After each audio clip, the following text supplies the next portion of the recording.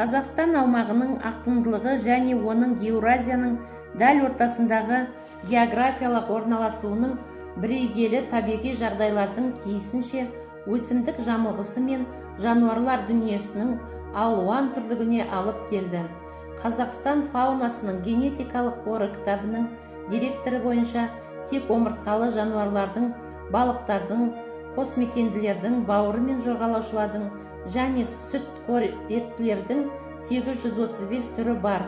1997 жылы Қазақстанның қызыл кітабының омыртқалы жануарларға арналған бірінші бөлігінің 3-ші басылымы жарық көрді.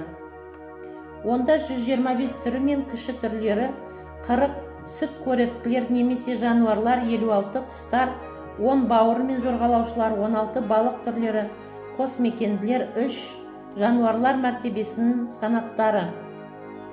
Бірінші санат: жойылып кету қаупі бар немесе мүмкін жоғалып кеткен. Екінші санат: апатты түрде қысқартатын. Үшінші санат: сирек, аз мөлшерде кездеседі. Төртінші санат: анықталмаған.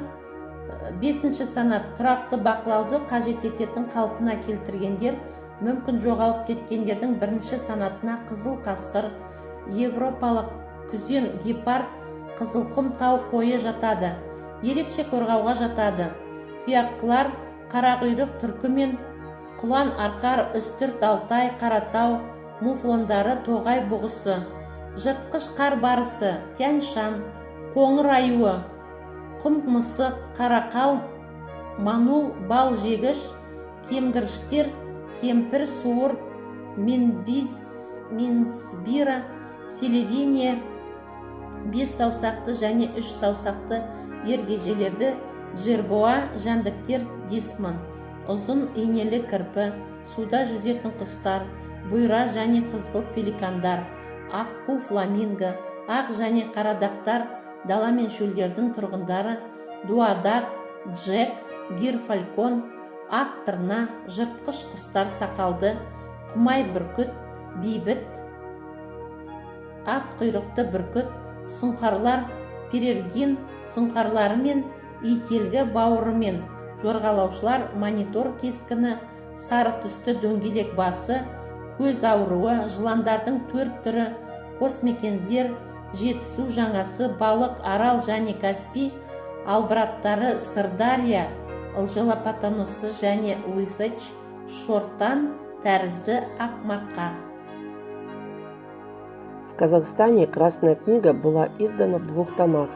Первый том был создан в 1978 году, второй вышел в 1996 году. В нее вошли новые виды и подвиды животных, потому что в мире природы произошли изменения. Из Красной книги теперь исключены некоторые виды животных, поскольку их численность возросла. Красная книга Казахстана – аннотированный список редких и находящихся под угрозой исчезновения животных, растений и грибов. Виды животных и растений, занесенные в Красную книгу, подлежат особой охране на всей территории Казахстана. Насчитывает 3 издания, последнее из которых вышло в 1999 году. Современное издание включает в себя 128 видов и подвидов позвоночных.